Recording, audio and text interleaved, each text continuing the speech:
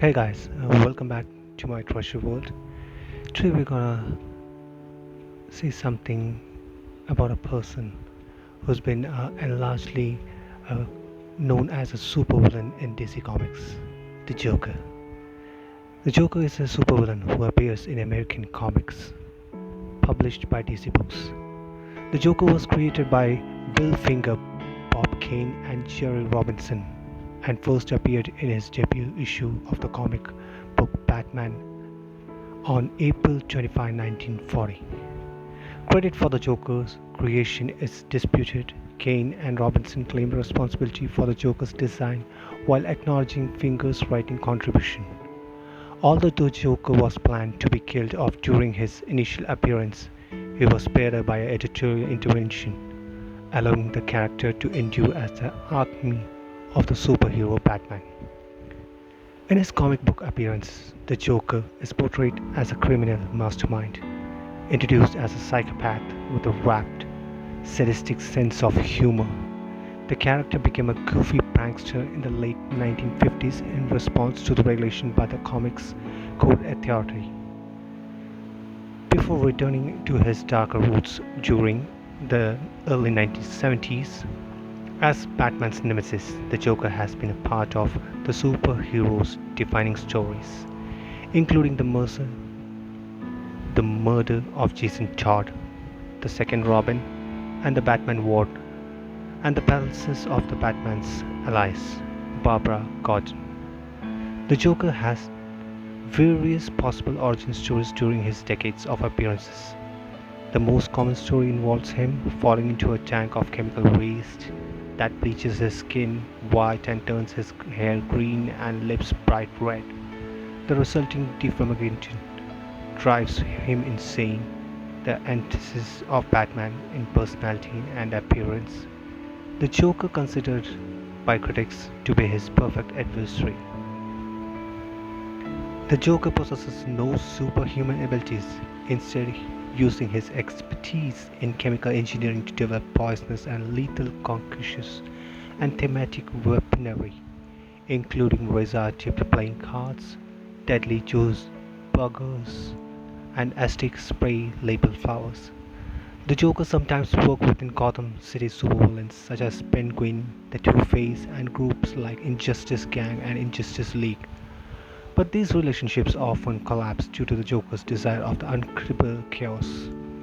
The 1990s introduced a romantic interest for the Joker in his former psychiatric, Harley Quinn, who became his villain's sidekick and later escaped an abusive relationship with him.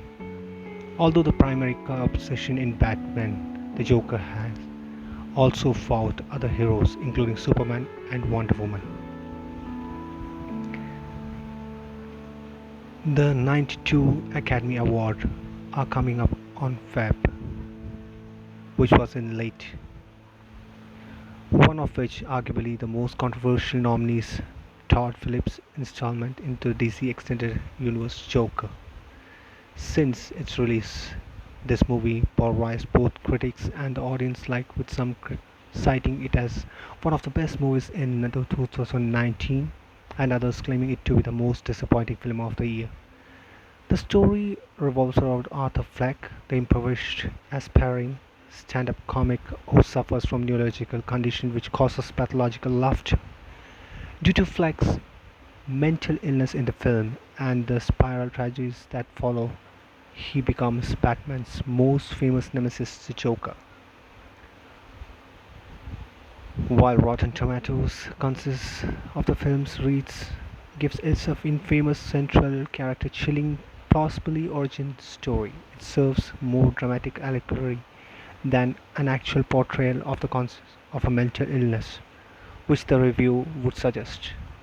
There are multiple psychological studies that prove a mentally ill person is more likely to become a victim of crime than a perpetrator of one. According to the 2003 study of the National Institutes of Health, the presumption that mentally ill individuals are more likely to be violent leads to bullying and victimizing of mentally ill.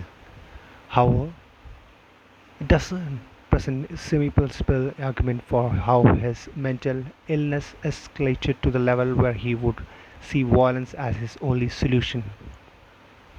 In the movie, Arthur engages in fantasies constantly. For instance, imagine having an intimate relationship with his neighbor, Sophie Dumont, and later in the movie, allow the appearances fictitious Murray Franklin show. In addition to these delusions, Arthur suffers from a low esteem. For instance, he wants, at least for most of the movie, to be a stand-up comedian but believes there is no use of practicing, since he will fail anyway.